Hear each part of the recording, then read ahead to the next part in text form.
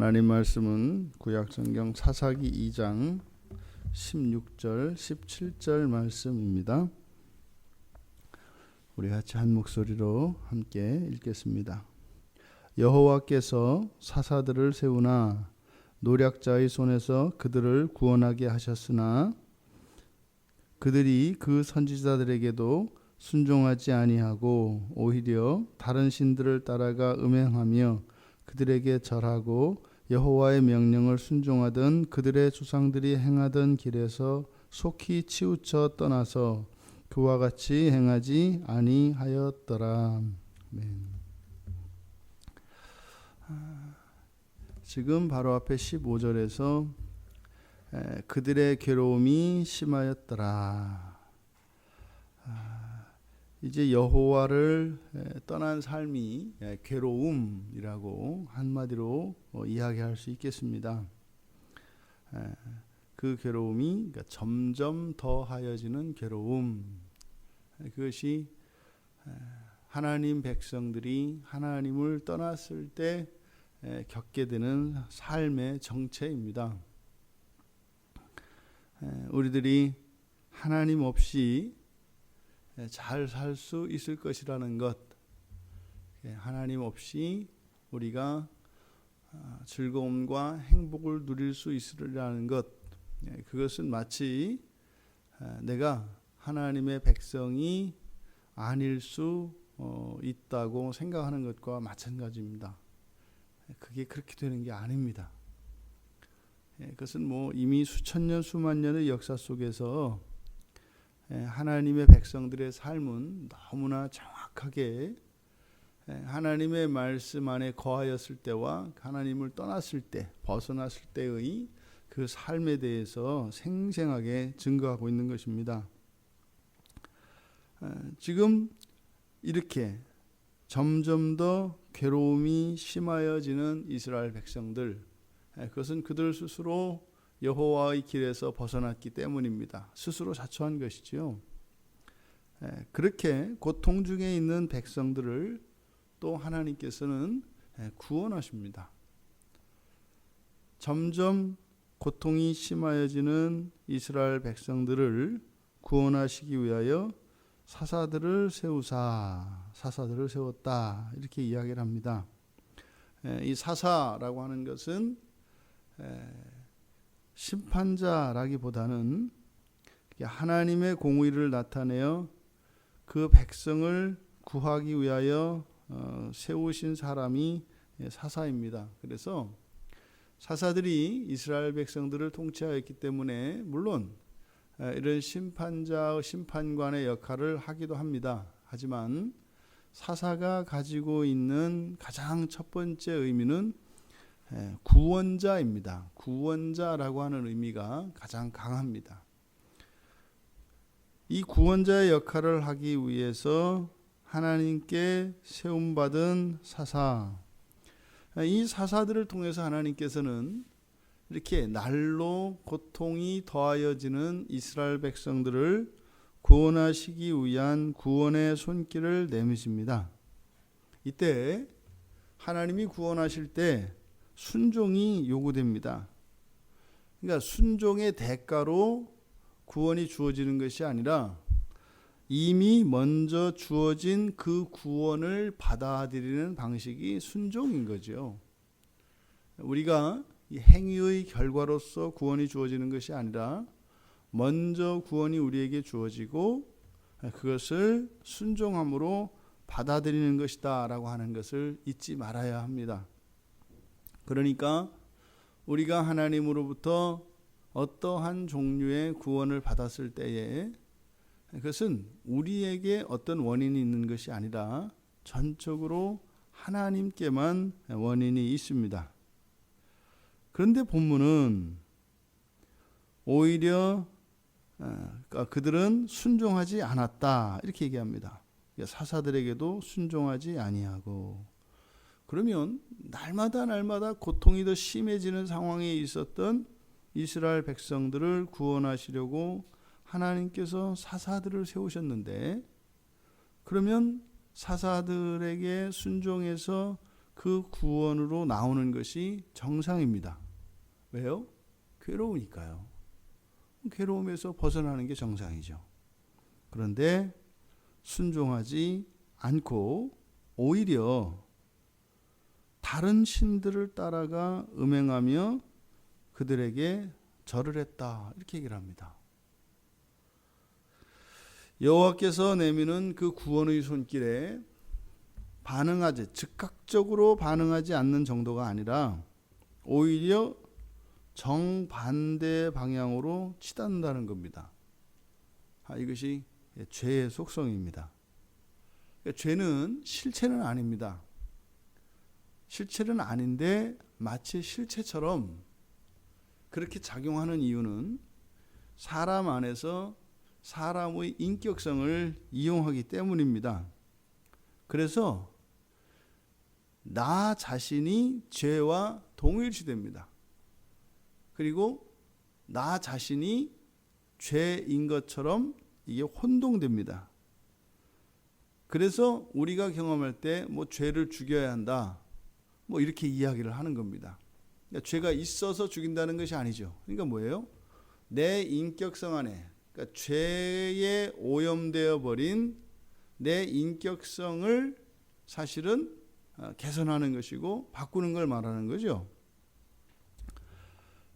그래서 여호와의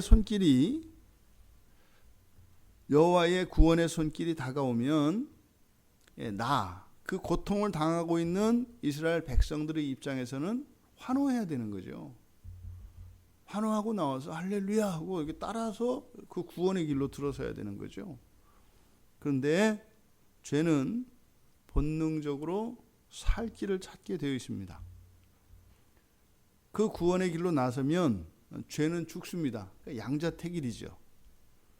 그러니까 죄가 죽으면 내가 살고 내가 죽어야 죄가 삽니다. 그러니까 가만히 있을 수가 없는 거예요. 그러니까 순종해서 나아가든지 아니면 불순종해서 뒤로 물러서든지. 이게 하나님의 구원이 임하면 이런 현상이 일어납니다. 근데 죄도 살아야 되기 때문에 살아가는 방식은 그 구원의 손길로부터 멀어지는 겁니다. 그러니까 이때 무모한 행동을 하게 됩니다. 이 무모한 행동은 그저 순종하지 않는, 구원의 손길을 붙잡지 않는 그 정도가 아니라 아예 등을 돌려서 한 걸음 더 나아가 적극적으로 악을 향해 치닫게 되어 있습니다. 그게 이제 죄가 역사하고 있는 증거예요. 그래서 이렇게 보면 지금 죄에 붙잡혀 있구나, 죄가 역사하는구나, 이거를 알 수가 있습니다. 그러니까 누군가가 이렇게 구원이 필요한 시점에서 구원의 방편을, 그 은혜의 방편을 추구하지 않고 오히려 은혜에서 멀어지려고 한다면 그 사람은 이미 죄에 사로잡혀 있다는 증거입니다. 그럴 때는요, 즉각 돌이켜야 합니다. 돌이키지 않게 되면 그 영혼은 속히 더럽혀집니다. 그리고 마음은 제 기능을 상실하게 되어서 상황은 점점 악화되어 가게 될 것입니다. 여호와의 명령에 순종하던 그들의 조상들이 행하던 길에서 속히 치우쳐 떠났다. 이것은 또 다른 죄의 또 다른 속성을 보여주는데, 속히 치우쳐 떠났다. 이것은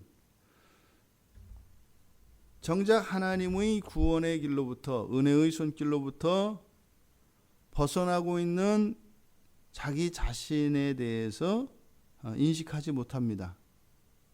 그러니까 지금 속히 치우쳤다는 것은 본능적으로 죄가 살기 위해서 하는 방식이기 때문에 이것은 자기 자신이 행하는 행위임에도 불구하고 자신이 그것을 인식할 수 없습니다. 단지 그렇게 하고 싶을 뿐입니다. 그러니까 어떤 행위를 하더라도 그것을 깨닫는 것이 후속적으로 일어난다 이 말이에요. 정상적으로 우리는 어떤 상황 속에서 여러 가지 선택 가운데에서 그것을 우리가 논리적으로 추론하고 그래서 합리적으로 어떤 결정을 내리고 그것을 따라서 행동하게 되어 있습니다. 그런데 일단 저지르고 나서 생각할 때가 있죠. 이거를 광기라고 합니다. 광기. 이 광기라고 하는 것은 우리가 가지고 있는 이성을 사용하지 않고 감정에 완전히 끌려들어 있는 상태. 근데 완전히 그 감정이 절정에 이르렀을 때 요거를 광기라고 합니다. 그러니까 이때는요 옳고 그런 것도 없어요. 이유도 없어요. 그냥 그럴 뿐이에요. 다만 그렇게 하고 싶을 뿐이죠.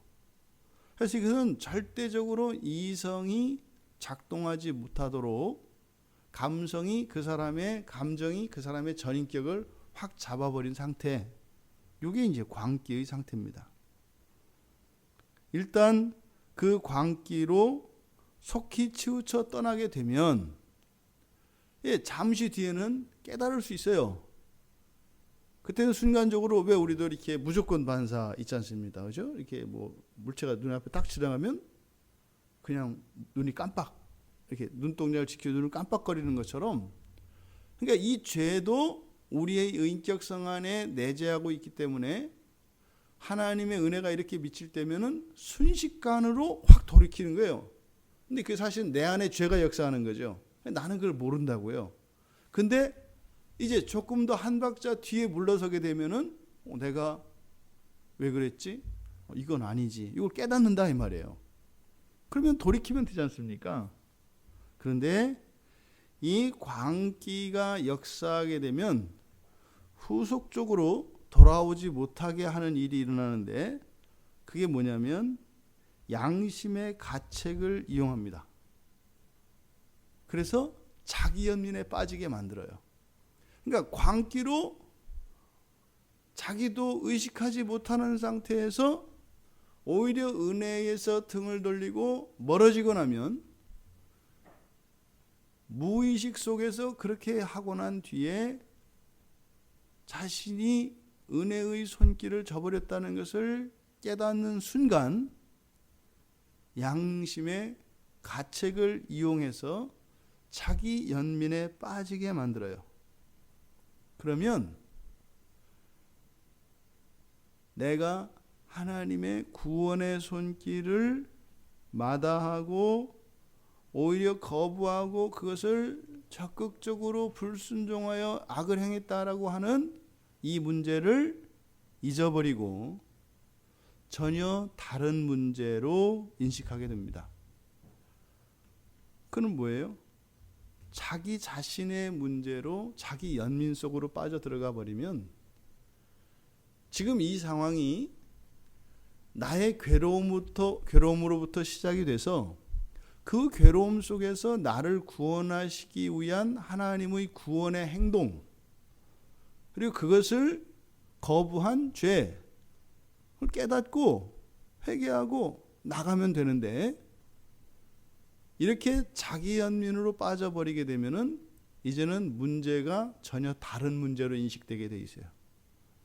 그러니까 그 괴로움으로 인해서 조금 전까지는 하나님이 도와주시지 않으면 견딜 수 없는 괴로움 속에 있었음에도 불구하고 그 괴로움 속에서 구원의 손길이 펼쳐지지만 그 죄의 무모함과 광기에 의해서 손을 거부하고 주님의 그 구원의 손길을 거부하고 그것을 깨닫는 순간 자기 연민으로 빠져들어가 버리면 전혀 이 상황을 파악하지 못하게 됩니다. 그럼 완전히 이제 미궁에 빠져버리게 됩니다. 이 죄가 얼마나 교활하고 지독한 것인지 이 죄의 원리를 깨닫지 못하면 우리는 번번이 죄에 속아서 죄에게 유린당하기 마련입니다. 늘 잊지 말아야 합니다. 이 세상에 그 어떤 사람도 완전한 만족을 누리고 있는 사람이 없고 또 이 세상에 어떤 고난과 고통과 역경도 벗어나지 못할 것이 없다는 겁니다. 이 세상의 모든 불행은 다 극복할 수 있습니다.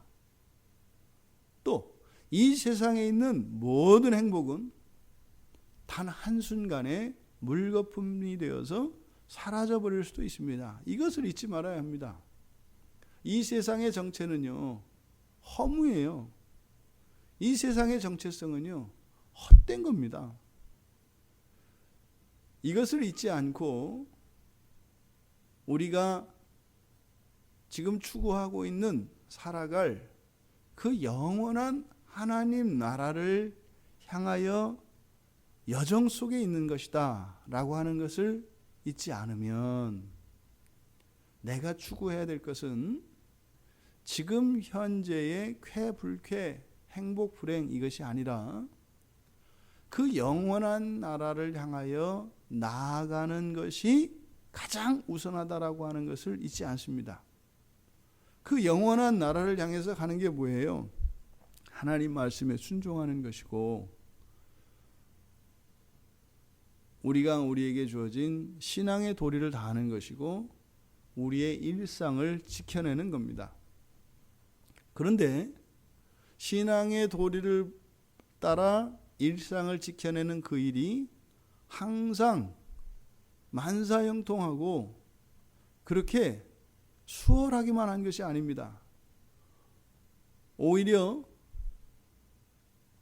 현재의 편안함과 안정을 버리고 불안함으로, 불안정 속으로 들어가야 할 때도 있습니다.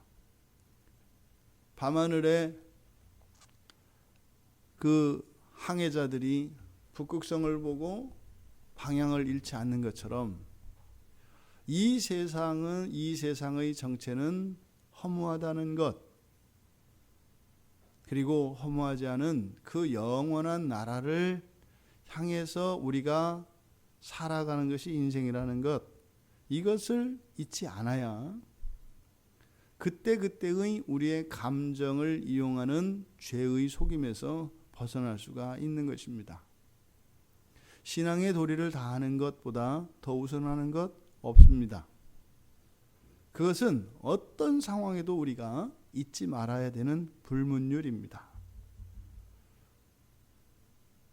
손익을 떠나서 우리의 선호도와 상관없이 어떤 환경과 어떤 상황 속에서도 잊지 말아야 하는 것, 그것이 우리들의 신앙의 도리인 것을 기억하시기 바랍니다. 왜요? 우리가 죄에 붙잡히면 완전히 방향을 잃어버리기 때문입니다. 방향 감각을 잃어버릴 때, 그때 절대로 우리가 잊지 말아야 하는 것, 우리는 이 세상을 살기 위하여 살아가는 사람들이 아니라 하나님은 이 세상을 우리가 다른 사람들보다 더 유리하고 더 편안한 삶을 살도록 하시기 위하여 독생자를 이 땅에 보내어 주신 것이 아닙니다. 영원한 그 하나님 나라로 우리를 인도하시기 위하여 이 땅에 오신 것입니다. 오늘 하루 이러저러한 유혹과 또 여전히 우리 안에서 역사하는 죄가 우리들이 원하지 않는, 또 우리들에게 유익하지 않은 방향으로 우리의 인생을 이끌려고 할 것입니다. 때로는 길을 잃기도 할 것이고, 하나님에게서 등을 돌리고 오히려 죄에 빠질 때도 있습니다. 하지만 방향을 잃지 않아야 합니다. 어떤 일이 있어도 우리가 이 신앙의 도리를 잃지 않고만 살아간다면 안전합니다. 어저께 밤에 그 청년 한 명이 순례자가 왔었잖아요. 순례자. 지금 2달 10월 초에 집을 떠나왔답니다. 그래서 어제까지 보니까 1300 몇 킬로를 걸었어요. 그래서 우리나라 이렇게 순례해서 지금 이제 원주로 돌아가는 길이더라고요. 그래서 어제 그저께 이제 3명이서 같이 왔는데 2명은 도저히 이제 추워지니까 중간에 포기하고 돌아갔고 이제 혼자 남았다고 해요. 근데 아버님이 원주에 있는 어떤 교회 안수 집사님이신데, 요 형제가 6살 때 어머니가 심장마비로 돌아가셨답니다. 그때 또 이 형제가 굉장히 몸이 약했대요. 그래서 6살에 이제 큰아버지 댁에 가서 이제 자라서 큰어머니가 이제 어머니처럼 그렇게 자랐는데, 집안이 전부 독실한 크리스찬 집안이에요. 모태신앙으로. 어머니만 천주교 신자였고 전부 이제 본가는 다 이제 기독교 집안이더라고요. 그러니까 어려서부터 교회에서 계속 자란 거예요. 근데 이제 몸도 약하지, 엄마도 없지. 그러니까 그 아버지가 이 형제를 이제 데리고 오고 나서 굉장히 강하게 키웠나 봐요. 그래서 뭐 자전거를 가지고 뭐 4대강 일주 뭐 이런 거를 엄청 저기를 했더라고요. 근데 참 감명 깊었던 게, 그 2달 넘도록 전국 순례를 하면서 수요일, 금요일, 주일 예배를 거르지 않았어요. 얘기를 듣는데 금요일 날이 제일 어려웠대요. 금요일 날 예배 없는 곳들이 많고, 또 시골에 가면 교회가 이렇게 많이 있지 않잖아요. 시골 쪽으로 들어가면 늘 이제 그 교회가 이제 걸리니까 늘 염두에 둔대요. 그래서 가보면은 그냥 금요일에는 주로 안 모이는 데가 거의 많더래요. 그래서 금요일에는 그냥 교회 가서 혼자 예배당에서 예배하고 기도하고 그러고 왔대요. 그러면서 이제 주보를 이제 쭉 모아놨더라고요. 그래서 어제도 이렇게 왔는데 막 시간이 다 됐는데 막 헐레벌떡이 이제 여기를 이제 온 거예요. 이렇게 뭐 차에 걸어서 왔는데 뭐 그래가지고 너무 반가워가지고 늦었다. 이게 이제 뭐 보통 7시 반 예배들 많이 드리니까. 근데 이렇게 딱 와보니까 8시 이렇게 돼 있어서 하나님의 섭리라고. 이렇게 와서 예배 드리고 이제 차 마시고 갔거든요. 그러니까 평생 그 아버지가 그 아들에게 가르쳐 준 것이 뭐냐면 예배였어요. 언제 어디에서든 어떤 경우든 예배를 놓치지 마라. 그래서 수요일, 금요일, 주일 요 예배를 삶의 중심으로 놓고 살아가는 거예요. 그래 또 설교 노트도 해요. 여러분, 우리가 인생을 살다 보면 바람 부는 날도 있고요, 파도 치는 날도 있고요, 밀물 때도 있고 썰물 때도 있고 다 있습니다. 심지어는 뭐 어마어마한 고래가 배를 덮칠 때도 있어요. 근데 말입니다, 우리가 신앙을 붙들고 살아가면요, 그 일렁이는 파도가 잠잠해지고요, 바람이 잦아들고요, 그 고래가 배를 해치지 못합니다. 이게 신앙의 힘입니다. 폭풍 속에서도 요동할 수 없는 것이 이게 하나님 백성들의 삶입니다. 근데 하나님 백성들이 겪는 괴로움은 사실은 뭐예요? 뛰어내리는 겁니다. 뛰어내리는 겁니다. 그 구원의 방주에서 뛰어내리면 홍수에 휩쓸리는 것입니다. 때로는 배가 흔들거리고 요동을 쳐서 멀미를 하고 두통으로 머리가 정말 부서질 것 같은 그런 어려움이 온다 할지라도 절대로 이 신앙을 떠나서는 안 됩니다. 왜요?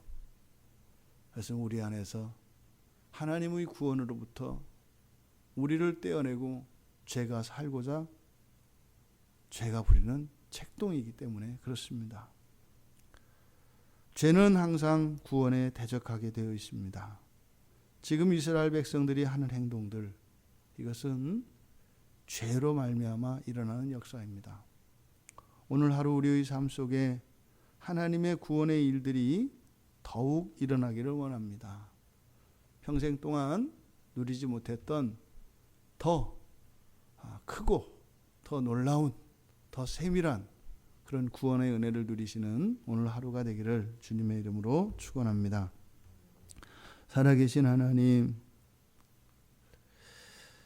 저희들이 언제나 하나님의 구원의 손길을 환호하며 감사해야 함에도 불구하고 오히려 하나님의 구원의 손길을 저버리고 악을 향하여 나아갈 때가 있습니다. 신앙의 도리를 잊지 않게 하여 주시고 저희들의 인생이 하나님 나라를 향하여 가는 여정인 것을 잊지 않게 해 주셔서 어떠한 경우에도 방향을 잃지 않고 우리 주 예수 그리스도를 믿는 그 신앙 안에 승리하며 살아갈 수 있도록 은혜를 내려 주시옵소서. 감사하며 예수님의 이름으로 기도드리옵나이다. 아멘.